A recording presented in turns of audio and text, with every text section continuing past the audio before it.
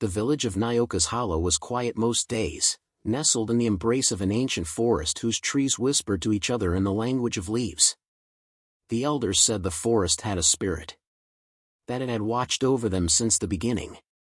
That it never forgot. And deep in this forest-bound village, in a broken mud house with a leaking thatched roof, lived a girl who rarely spoke but was never truly alone. Her name was Amina.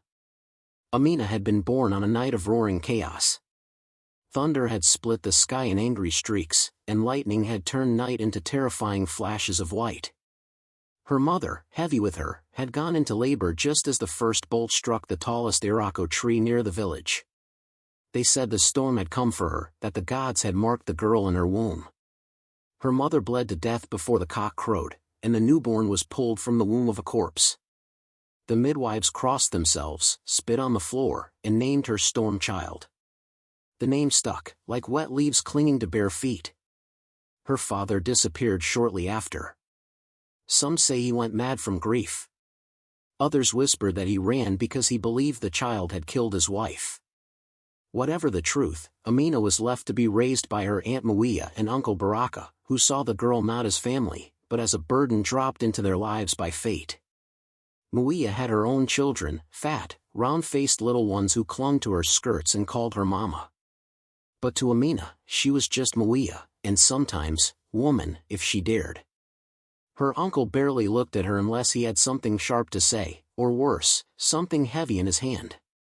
Despite the cruelty she endured, Amina never fought back.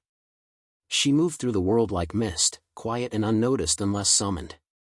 The other children laughed at her tattered clothes and avoided her shadow as though it carried bad luck. The cursed one, they whispered. Don't touch her. You'll bring sickness home. No one remembered her birthday. No one asked her how she felt. But Amina had learned early to keep her pain folded deep inside, like a secret leaf in a book. She found solace in the forest. Its silence didn't hurt her. Its shadows didn't mock. There, she would sit for hours beneath the canopy of ancient trees, letting the filtered sunlight kiss her skin. She watched squirrels chase each other and birds build their nests above her. Sometimes, the wind would curl around her neck like a shawl, warm and playful. It would carry her name, Amina. Amina, soft and low like a lullaby. At first, she thought she imagined it. But it kept happening. And the birds, they didn't flee from her. In fact, they seemed drawn to her. A white egret once landed near her bare feet and stared into her eyes for a full minute before flying away. Villagers began to speak in hushed voices. They said she talked to the wind. That she'd made a pact with forest spirits. That she was watching them. Waiting. It was fear, not guilt, that made them crueler. Muia tightened her grip, made Amina fetch water from the furthest stream, scrub the floors until her palms peeled, and sleep on the bare floor by the fire like a dog. But Amina endured.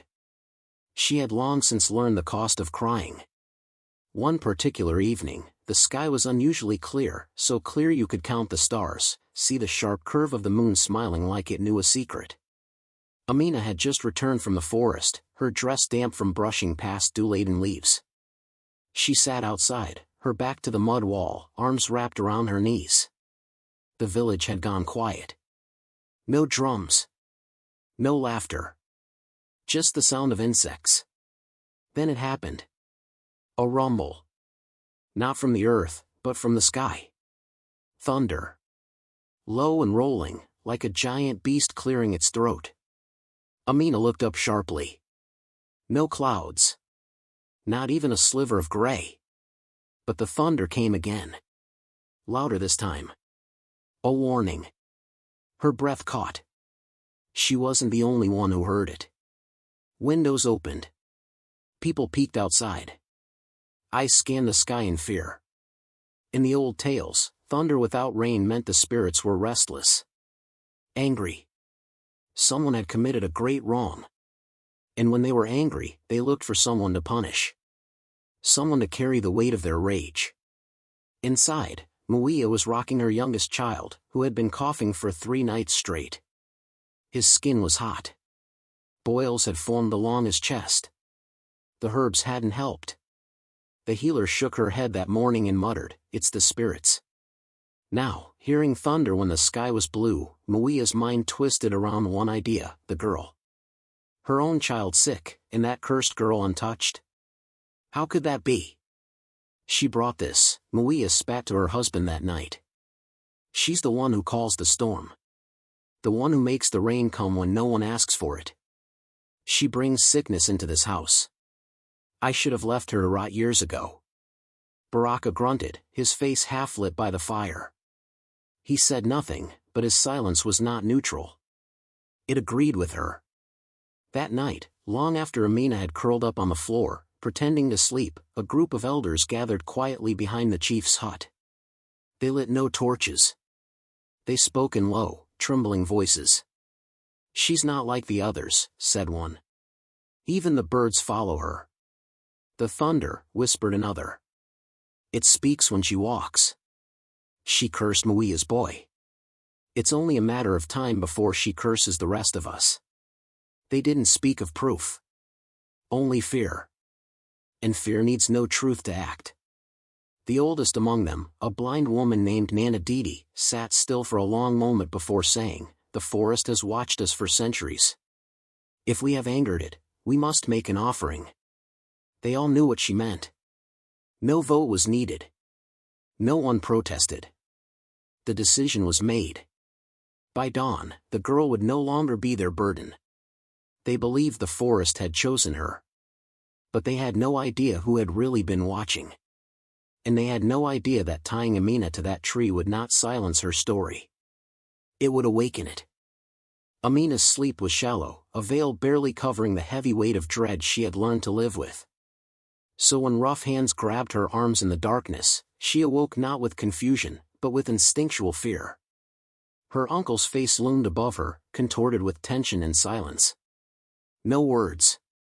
Just the pressure of his calloused hand yanking her to her feet and the creak of the door as it opened to the pre-dawn chill. "Muia?" Amina croaked, hoping this was some awful mistake, some punishment that would end with a beating, not this strange silence. But her aunt only stood by the doorway, her shawl wrapped tightly over her shoulders. Her eyes glistened with tears, but her lips were curved in the faintest smirk.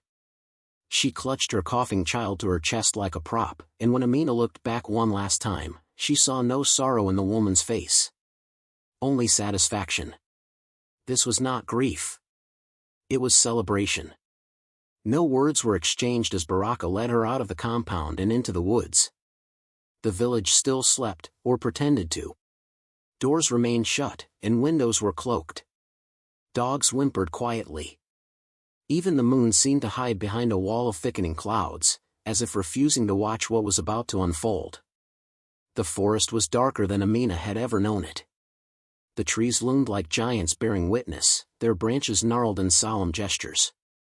The path they walked led away from her usual spots, the sunny clearings, the gentle stream, the fallen logs where she had once felt safe. This path curved deeper into the belly of the forest, to a place no child dared go. To the sacred Irako tree. It stood alone in a clearing, massive and ancient, with a trunk wide enough to swallow 5 grown men whole. Its bark was scarred and split, blackened in places from old lightning strikes. It was said that centuries ago, a priestess had made this tree her home. A woman who had danced in storms and spoken to spirits. But the people had turned against her, fearing her power. They betrayed her, binding her to the tree and leaving her for the gods. She died as lightning struck, her cries echoing across the woods. Since then, the tree was cursed. No birds nested there. No leaves grew thick on its branches. And yet now, Amina was being brought to it. Offered to the same hungry silence. Baraka did not look her in the eye as he pulled the coarse rope from his satchel. Her hands trembled as he forced them behind her, binding her wrists so tight she gasped. The bark scraped her skin as he shoved her against the trunk and wrapped the rope around her torso. Her legs buckled, but he yanked her upright and tightened the knot until she couldn't breathe properly. Her small frame looked even more fragile against the vastness of the tree. "Why?" she asked. Her voice came out cracked and small. "Uncle, why?" He did not answer. Perhaps he didn't know. Or perhaps he didn't care to explain. He simply turned his back and walked away, vanishing into the dark like he had never known her. Then came the first rumble of thunder. It rolled over the treetops, a low, crawling growl that stirred the forest to attention. Leaves trembled. Birds, if any remained, took flight. The air grew thicker, charged with something unseen. And still Amina stood, tied to the cursed tree, her breath coming in shallow bursts, the rope digging deeper into her skin. Rain began as a whisper. Then a sigh. Then a scream. It fell in sheets, cold and merciless, soaking her within seconds. Her dress clung to her body like a second skin. Her hair flattened over her face. Mud pooled at her feet and ran down the curves of the roots like tears from the earth itself. The wind howled through the branches, and lightning lit the clearing in furious white bursts. Each flash brought with it a moment of clarity, branches writhing like snakes above her, the rope soaked and tightening with every twist, her blood mixing with the rain as it trickled down from her wrists. The storm was alive. And it was angry. Amina cried. Not just from pain, but from the betrayal. From the silence of a village that had never seen her. From the uncle who tied her like a goat. From the aunt who smiled while pretending to weep. Her voice rose over the sound of the rain, a cry raw and full of brokenness. "Please! Someone! Help me!" But no one came. Or so she thought. Another flash of lightning, sharper than the rest, cracked across the sky. It struck somewhere beyond the trees, close enough to make the earth jump. Then came the thunder, not a rumble, but a roar, loud enough to shake her bones, and in its heart was something new. A voice. Faint but unmistakable. Amina. She stopped breathing. Her head turned slowly toward the sky, the rain blinding her, the wind screaming past her ears. Amina. The voice again. Not a hallucination. Not her imagination. It was the same tone the wind used when it brushed against her skin in the quiet parts of the forest. The same whisper she had heard since she was little, echoing in the leaves, calling her when she was sad. But now, it was louder. Bolder. And it had come with the thunder. Her eyes widened, her breath quickened. The tree vibrated behind her, the bark quivering as though remembering something. The rope dug deeper into her flesh, yet she no longer felt the pain the same way. Her heart beat faster, not from fear, but from the strange certainty rising in her chest. She was not alone. She had never been. The storm had come, not to kill her, but to answer her. The ground beneath her feet began to tremble, ever so slightly at first, then more. A shudder rippled through the clearing, and the roots of the Irako groaned like ancient bones stretching after centuries of stillness. Lightning lit the sky again, and in its electric glow, Amina thought she saw figures in the rain, tall, cloaked, and shimmering like ghosts. They stood at the edges of the clearing, watching, unmoving, their faces hidden in the downpour. The thunder rolled again, closer, deeper. Amina. The storm was not punishing her. It was waking her up. The forest had not forgotten the girl who listened to its winds, who wept into its soil, who sang softly among its birds. It had not ignored the cries of a child abandoned to cruelty and fear. It had waited. And now, it spoke her name. The light that struck Amina was neither fire nor lightning, it was something older, deeper. A white-hot burst that cracked through the storm clouds and touched her chest like a finger from the sky. Her scream died in her throat as her limbs went slack, and everything turned black. When she opened her eyes, the storm was silent. No more thunder. No more rain. The air was still, heavy with the scent of wet earth and something electric. She blinked, dazed, her body pressed against the tree, yet she could feel no pain. Her arms, once bound, now rested freely at her sides. She looked down. The ropes were gone. Not frayed, not loosened, gone, as though they had never been. Her wrists, raw and bleeding moments ago, now bore only faint marks, already healing. She sat up slowly, the bark behind her no longer rough but warm to the touch. The clearing, which had been a pit of fury, now shimmered faintly with a light not from the sun or moon. A voice called her name, not from the sky, but from the earth. Amina. She turned. Standing a few feet away was a woman unlike any she had ever seen. Her skin shimmered like polished bronze, and her white garments flowed as if caught in a breeze that touched no trees. Around her neck coiled a glowing sash of stormlight, pulsing with every beat of the earth. Her eyes were silver, flickering like lightning frozen mid-flash. Her hair floated weightless behind her, strands of rain woven with fire. Amina gasped. "Who are you?" The woman stepped forward, her voice gentle yet thunderous, as if many voices spoke within one. "I am Nyoka. Once a daughter of this land. Once betrayed by those I healed and trusted. Once mortal, now storm." Amina's lips parted in awe. "The priestess," she whispered. "The one from the stories? They said you died here, struck down." Nyoka's smile was small, sorrowful. "They say many things to hide their sins. I did not die. I became what they feared." She stepped closer, and the air crackled with her presence. The trees bowed ever so slightly. "You are like me, Amina. The pain you carry, the injustice, the loneliness," it echoed through the forest, louder than any drum. It stirred us. Amina's breath shook. "Us?" Nyoka nodded. "There are many like me, lost to time. Forgotten gods and broken guardians, abandoned spirits who once watched over this land.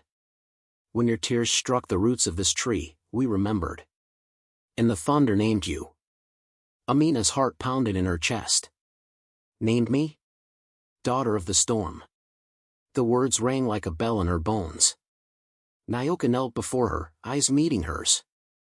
"You have been wronged. Betrayed not just by kin, but by a people who let fear replace truth. You have a choice, child. Step away. Let the forest forget. Let the curse fade." She reached out her hand, palm glowing. "Or rise. Let the storm walk with you. Let justice be your voice. Let the wind carry your truth to those who silenced you." Amina stared at the offered hand. The older, the one who bowed her head, who accepted the beatings, the silence, the whispers, would have run. She would have chosen peace, even in chains. But that girl had died in the rain. What remained now was someone new. Someone the storm had called by name. She took Nyoka's hand. Not out of hate, but out of the clarity of justice. "I choose to rise." Nyoka smiled, and the clearing pulsed with life. The trees groaned in delight. Vines slithered from the earth like serpents waking from slumber. Flowers bloomed in the mud. The wind swirled in a slow circle around Amina, wrapping her in a soft current. Birds returned to the branches, not in fear, but in reverence. From beneath the soil, glowing roots spread outward, encircling her bare feet. Where she stepped, the mud parted like a curtain. She walked forward, barefoot, her dress still damp but no longer clinging. Her spine straightened. Her eyes held fire. She was not the same girl tied to a tree. She was not a curse. She was the answer. As she stepped through the clearing, the forest itself bent toward her. Branches lowered. Leaves turned. The ground trembled not in terror, but in welcome. Whispers rode the wind, soft and ancient, sung in a tongue no longer spoken by men. "Child of thunder, blood of rain. Born of sorrow, risen again. Let the silence feel your name. And let no lie remain." Nyoka's voice followed her. "Remember, justice is not cruelty. It is truth. Speak it. Show it. Let it strike like lightning." Amina nodded. Behind her, the Irako tree glowed faintly, its blackened bark pulsing with new veins of light. It was no longer a place of death. It had become a womb, a place of rebirth. The cries of betrayal had been replaced by the silence of awakening. As Amina walked through the forest path, the mud caressed her soles but did not soil them. Her steps left no trace. Yet every tree, every rock, every hidden creature turned to watch her pass. Above her, the storm clouds followed, no longer furious, but loyal. The thunder rumbled softly, like a drumbeat keeping time with her heart. She did not run. She did not sneak. She walked. Slowly. Steadily. Toward the village. The place where she had been broken. The place where truth had been silenced. Now, the storm would speak. She arrived at dawn. The sun had barely climbed over the hills when Amina stepped out of the forest and onto the edge of the village path. Mist clung to her like a second skin, and above her, clouds rolled slowly across the sky, gray and brooding. The rain hadn't yet begun to fall, but the scent of it filled the air, sharp, electric, inevitable. Amina walked in silence. The same girl who had once been scorned, spat at, and tied to a tree now moved with the calm of a rising tide. Her posture was straight, her eyes clear, but it was her gaze that made people pause. In her eyes danced fleeting sparks, small flashes, like tiny bolts of lightning skipping across a storm-lit sky. And the rain followed. Thin droplets at first, then thicker, heavier. Not enough to flood or frighten, but enough to remind the village that something greater was walking among them now. The first to see her was little Kira, the potter's daughter. She had been playing alone by the goat pen when she looked up and saw Amina standing there, arms by her side, hair still damp but free, flowing behind her like threads of twilight. Birds circled above Amina and one, a white-throated swallow, landed softly on her shoulder, cooing as if it had found home. Kira did not scream. She ran. And within minutes, word spread like fire through the thatched huts and market square, "She's back. The storm girl. The one we left." Men stopped sharpening knives. Women froze mid-sweep of their doorsteps. Children peeked from behind mothers' legs.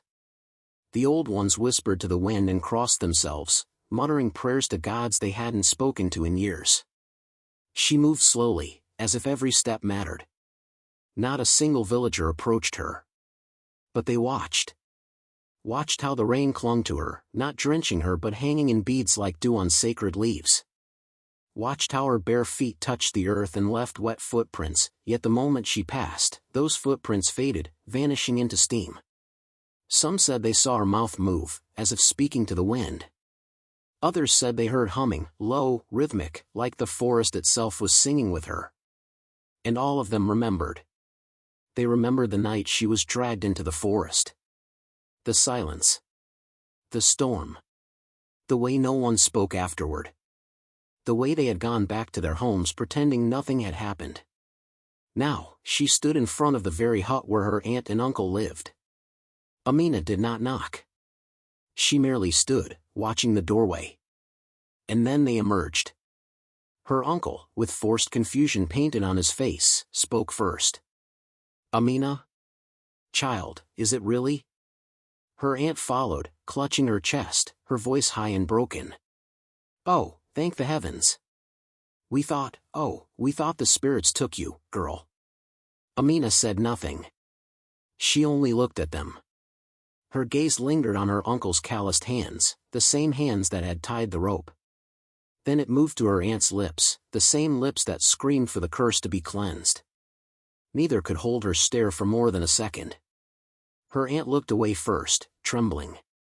Her uncle's voice cracked. We must tell the chief. You've returned. A blessing, surely." Still, Amina said nothing. She turned and walked away, her bare feet silent on the soaked earth. The rain grew heavier the moment she left their doorstep. By midday, the sky was thick with clouds. The village square, once a place of laughter and trading, now sat quiet beneath the ever-present drizzle. The ground remained damp no matter how many fires were lit. Each time someone whispered her name, a soft roll of thunder would grumble in the distance. By nightfall, the village chief sent messengers to summon her. She arrived as the sky darkened. Amina walked barefoot into the central square, where a small circle of elders waited beneath a canopy of woven leaves. Lanterns flickered. Chickens clucked nervously in their cages. Smoke curled from small cooking fires, mixing with the scent of rain. Chief Bako, a tall man with an eagle's feather in his headdress, stood when she approached. "Amina," he said carefully, voice calm but clipped. "We are grateful for your return. What happened in the forest was tragic. A mistake. You are welcome back, but this rain, it has not stopped since your return. The crops are drowning. The mothers grow anxious. We beg you, let the forest spirits rest. Leave this place, and let balance return." Before she could answer, a sharp crack split the air. Thunder. Loud and sudden. The sky did not flash. The thunder had not come from above, but from somewhere deeper, older, nearer. The chief stumbled back a step. All eyes turned to Amina. Still silent. Still calm. But around her, the rain began to dance. Tiny droplets hovered midair, forming a soft halo around her head. Her breath misted in the air. A low wind stirred the corners of her dress. A dog barked once, then whimpered and lay flat against the ground. Amina looked at the chief, her head tilting slightly. He did not speak again. She turned and left the square. That night, no one slept. The rain did not stop. Children cried in their sleep, dreaming of whispers. And Amina walked. Up and down the narrow alleys of the village. Through muddy paths and sleeping courtyards. Silent. Observing. Her footsteps left a trail of water on the clay ground, glowing faintly before vanishing into mist. The wind seemed to part for her. Doors remained shut. Windows shuttered. But she walked, barefoot, unhurried, glowing softly beneath the moonless sky. She did not speak. She did not strike. Not yet. But every soul in that village felt it. A reckoning had come. And it wore the face of the girl they tried to bury in the rain. The forest greeted her like a memory. As Amina stepped beyond the village boundaries and back into the shadows of the ancient trees, the wind seemed to rise in recognition. The path to the Irako tree was not marked by any visible trail, but her feet found the way with ease, as if the forest itself was guiding her back. When she reached the sacred place, everything was changed. The once bare Irako tree, whose bark had soaked her blood in rain, now stood radiant.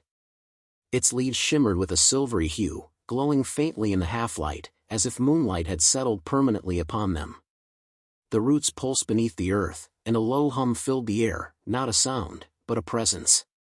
Amina stood before it, not afraid, not uncertain. Her hand reached out, resting on the bark. Then she heard it. Not with her ears, but from somewhere inside her chest, deep in her bones. A voice. Nyoka. But this time, the spirit's voice wasn't separate or distant. It echoed inside Amina as if she were both speaker and listener. As if she and Nyoka were now one breath, one storm. "You've returned, daughter of the storm." "I had to," Amina whispered, though her lips didn't move. "I need to understand." The forest darkened around her, and the air grew heavier. "Then you shall see." The world tilted. Her eyes fluttered shut, and in a blink, she was no longer standing. She was falling through time. Visions flooded her, colors, sounds, screams. Women dressed in earth-tone robes, their heads held high, walking through the village as the people bowed. Amina saw their faces, strong, proud, and radiant. She saw them weaving rain from mist, drawing wind through their fingers, balancing fire and water with whispered words. They were the daughters of Nyoka, storm-born guardians of the earth's balance. Once revered. Once honored. But that reverence soured. She saw fear grow in the hearts of men, fear of their power, their knowing eyes, their refusal to be controlled. She saw councils of elders whispering in shadows, inventing rituals meant to bind the stormborn. One by one, these women were silenced, labeled cursed, locked away, sacrificed in the name of purity and tradition. She saw the Irako tree as it once was, a sanctuary. And then, a prison. Amina screamed as the memories poured into her. She saw fire consuming the sacred huts, women being dragged through the streets, their power stolen, their blood spilled to feed the soil. She saw herself, again and again, reincarnated through centuries. Always born during storms. Always called strange. Always hunted. But never had she survived the full rite, until now. "You are the first," Nyoka's voice returned, soft as a sigh but heavy with truth. "You are the one we have waited for." Amina collapsed to her knees beneath the tree, gasping. Rain fell gently around her, but she was not wet. She blinked, the visions fading into the shadows of the forest, leaving only knowledge in their place. She stood, shakily at first. Then stronger. She was no longer just Amina. She was all of them. She walked slowly around the tree, running her fingers over the roots, and as she did, whispers stirred the forest. Secrets long buried began to drift from the soil like mist. And she listened. She saw flashes of children taken from mothers and hidden beneath the ground, victims of rituals masked as cleansings. She saw girls drown in the river during full moons, believed to be too wild, too spirited, too storm-kissed. She saw women disappearing after dreams too vivid, after healing too quickly, after speaking too freely. All marked. All erased. The village had built its peace on buried bones. And the time for silence was over. Amina did not weep. She remembered their names, each one whispered into the leaves, into the wind, etched in memory as surely as thunder marks the sky. She sat by the irako tree and listened until dawn. When the first golden light touched the forest canopy, she opened her eyes. The wind was still. The birds silent. Even the rain had paused to watch. She stood. Her hands did not carry weapons. But they glowed faintly, streaks of silver flickering up her arms like living veins of lightning. Amina turned and began to walk. But not toward the village, yet. First, she would visit the old records buried beneath the chief's compound. She would seek the forgotten names and hidden scrolls. The ancient songs the elders refused to teach. The medicine woman's chants, once outlawed for being too powerful. The truth had slept long enough. Amina didn't want revenge. She wanted memory. She wanted to restore what had been torn away. And then, only then, would she show the village the true meaning of a curse. Not blood. Not fire. But truth, sharper than any blade, louder than any scream. As she walked, leaves parted before her. The rain resumed, soft and steady, like applause. The forest had chosen its voice. And that voice was ready to speak. The drums of the festival beat like a borrowed heart. Fires blazed in the center of the village, casting long shadows that danced along the mud walls of homes. Villagers gathered in colorful garments, faces painted with ashen joy, though the sky above threatened rain. Every year, they held this festival to honor the harvest, the ancestors, the stories that made them who they were. But this year, the stories would change. Amina stood at the edge of the crowd, silent. She wore no mask, no beads, no bright cloth.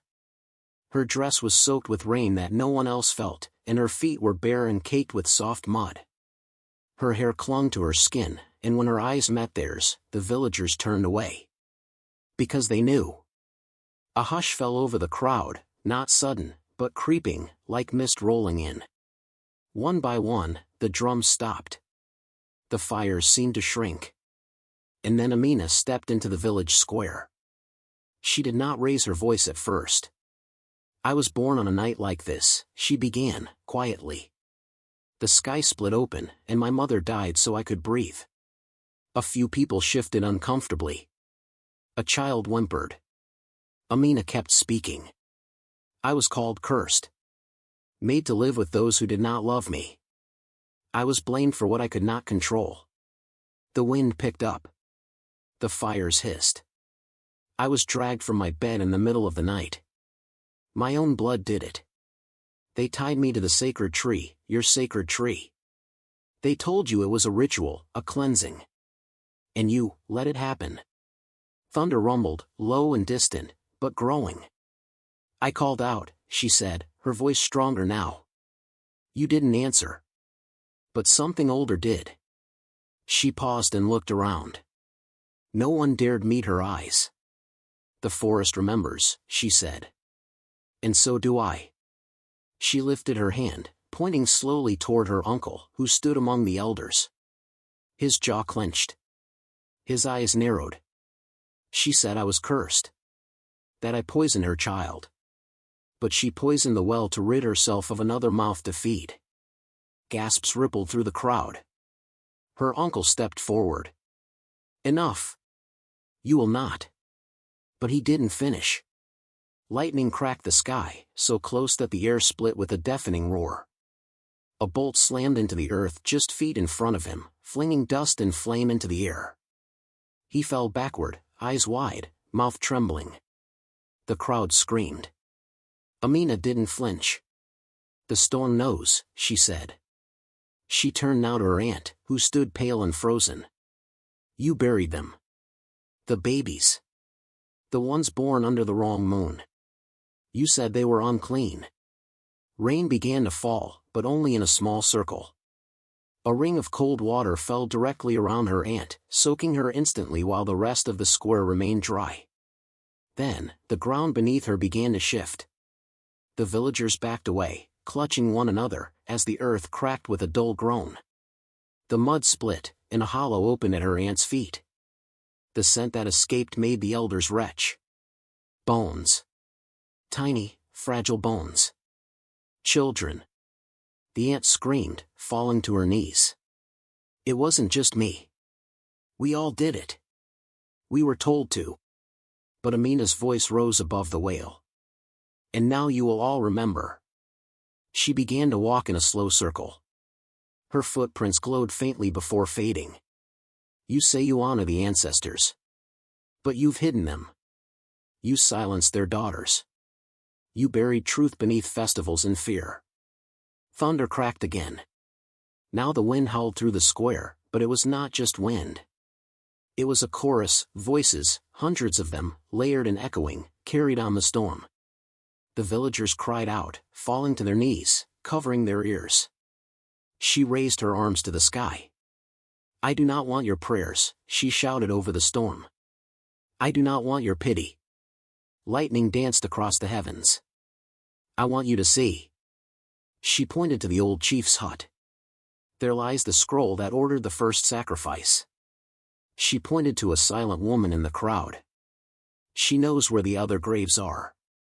Amina turned slowly, looking at them all. You tied me to a tree, she said, her voice heavy with truth, but the storm untied my soul. Then the sky let loose. Rain crashed down in sheets, but only where guilt clung. Some villagers stood dry and shivering. Others were drenched, trembling, their secrets laid bare. The storm called out again, not just Amina's name this time, but names long forgotten. One by one, voices filled the square. Adissa, the storm whispered. Mweni. Khalifa. Nia. Tariro. Ayan. Each name echoed like thunder. The wronged spirits were speaking. Children huddled by their mothers. Elders wept. No one danced. No one sang. The fire was out. The mask of joy that the festival wore had been torn away.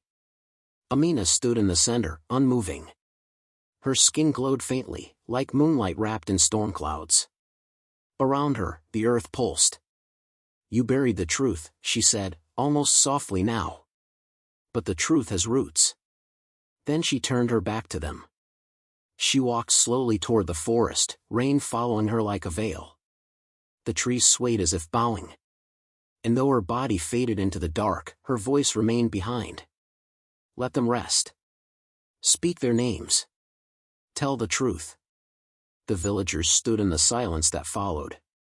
Thunder cracked one final time, deep and distant, like a heart breaking open. And the storm, at last, was listened to. The sky hung low and bruised, roiling with clouds thick as smoke, lit from within by flickers of restless lightning. Amina stood at the edge of the village square, barefoot, her soaked garments clinging to her like bark to a tree. Around her, the women gathered, widows, mothers, daughters, and babes wrapped in torn cloth. Some still trembled with the fear of the revelations that had shattered their world. Others wept silently for what they had lost or found in the truth. But they followed her. The air smelled of wet earth and fire, of something ending and something older beginning. Amina raised her hand, and the women fell into motion without words. Cradling the children against their breasts, helping the weak and the old to their feet, they moved as one. They walked past homes that had once laughed, now hollowed and silent. Past totems that had promised protection but had delivered silence. Past the center tree that had once burned during sacrifices now scorched with truth. The wind howled behind them like a beast uncaged. Amina led them toward the forest's edge, where the trees waited like sentinels. The Irako loomed in the distance, its bark glistening with silver, its leaves singing softly with the wind. It no longer looked like a place of death, it was a gate, a threshold between pain and peace. Behind them, the storm broke fully. Rain came not in droplets, but in waves. Thunder shattered the sky with every second breath. The air trembled. Amina did not look back, but the women did, and what they saw made their mouths go dry. The village was drowning. Crops blackened and crumpled into the soil, rotting where they stood. Huts collapsed under the weight of wind. Those who had watched and said nothing, who had judged and done worse, were no longer seen. Some were taken by flame, others by wind, and some simply vanished, as though the earth itself had swallowed them in shame. And over it all, the lightning danced like angry spirits let loose.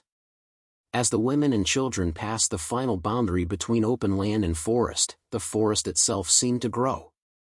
Trees stretched taller. Roots surged out of the soil and dragged stone and ash into the ground. Branches wove tighter together, shielding the path behind them. It was as if the earth had decided, enough. When they reached the sacred clearing, the Irako tree stood waiting, its bark humming faintly with power. But beside it, in the bare space where Amina had once been tied, there was now only soft, rich soil. She bent to her knees and dug her hands into the earth. There was no ceremony, no song, only a quiet, powerful moment as she placed a single seed, round and red as blood, smooth as bone, into the center of the soil. Behind her, the forest held its breath.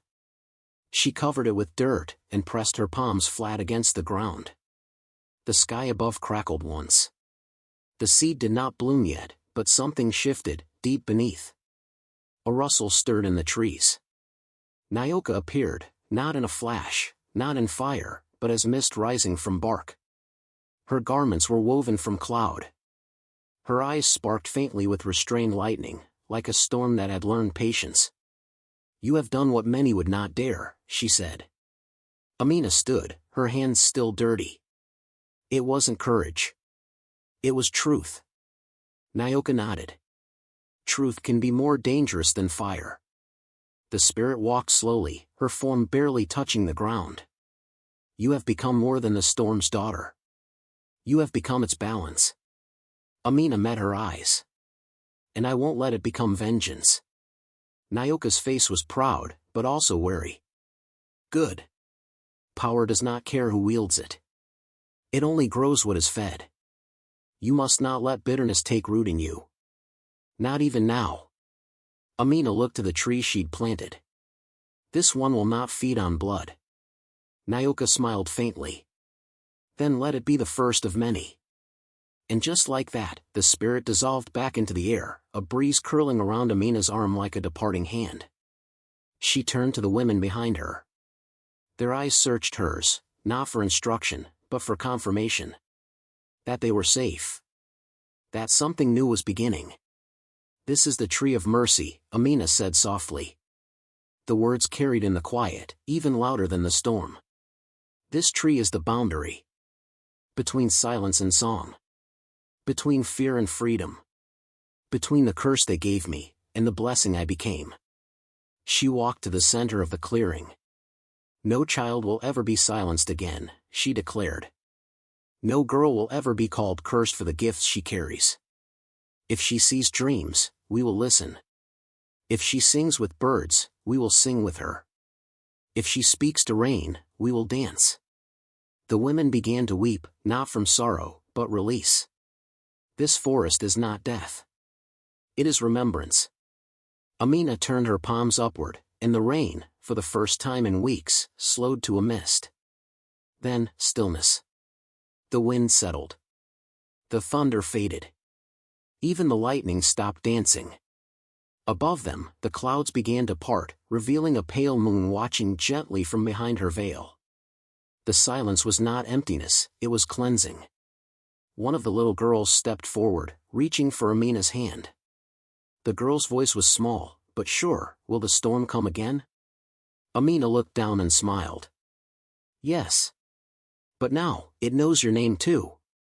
And in the distance, as the forest slowly reclaimed the land where the village once stood, a single branch on the new tree bloomed with golden leaves. The storm had quieted. But it would never forget. Years folded into decades, and the once barren land began to pulse with life, a lush canopy of green stretching as far as the eye could see. The village, reborn from the ashes of old fear and broken trust, thrived in harmony with the forest. Where shadows had once whispered curses, laughter now rose in clear song, weaving through the trees like threads of sunlight. The story of Amina, the girl who was tied to a tree in the rain and called by thunder, was no longer just a tale of pain and betrayal but a legend etched into the soul of the land. To those who lived there, she was not simply a memory but a presence, as vital as the wind that stirred the leaves or the rain that kissed the earth. Her name was spoken with reverence, her journey a beacon of courage for all who struggled beneath the weight of oppression or despair. They called her the Storm's Daughter, a title that bore both her burden and her triumph. Mothers would whisper the tale to their children on stormy nights, the rhythm of the rain matching the cadence of the story, until the lines between myth and truth blurred like mist. Amina herself had changed. No longer the timid girl bound by fear, she had become something otherworldly, still young, still radiant, her eyes alight with the flicker of lightning, and her footsteps silent as the softest rain. The forest had embraced her as one of its own. She lived deep within the heart of the woodland, among the silver-leaved trees, where the winds carried her laughter and the thunder sang her name. To the villagers, she was a guardian, a force both gentle and fierce. Stories about her drifted beyond the village borders, transforming her into a myth for distant ears. Some said she had vanished into the clouds, carried away by the spirits that first spoke to her beneath the storm. Others whispered that she had become thunder itself, a voice that could no longer be ignored, a power that answered the cries of the broken and the wronged. On nights when the rain fell heavy and the sky roared with fury, the villagers would pause and listen. It was said that if you listened closely, you could hear a girl's voice carried in the wind, a haunting lullaby that soothed lost souls and awakened courage in the hearts of those who heard it.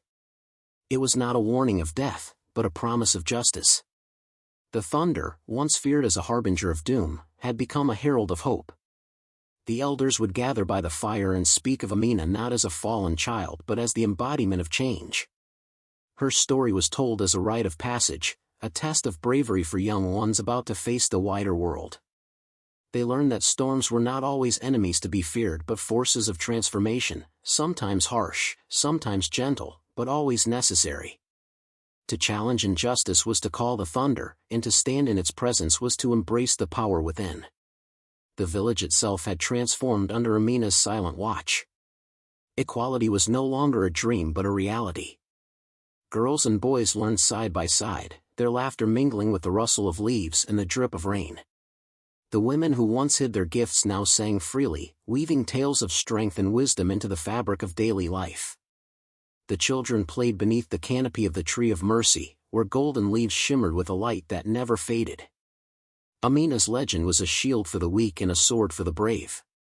It was a story whispered when tyrants rose, reminding them that the storm was never far behind, watching, waiting, ready to speak truth to power. And for those who felt broken, crushed by the weight of silence and fear, her tale was a promise that no darkness was eternal, and that the dawn always followed the night's fiercest storm. The rain continued to visit that land, falling in rhythms both wild and gentle. But it was no longer a curse. It was sacred, a gift carried on the wind, a song of remembrance and renewal. It reminded all who lived there that even when the world seemed cold and unforgiving, the storm could cleanse, heal, and awaken the fire that lived within. And so, beneath the endless sky where thunder still spoke her name, Amina remained, forever the girl who became thunder, the spirit of a storm that would never be silenced again.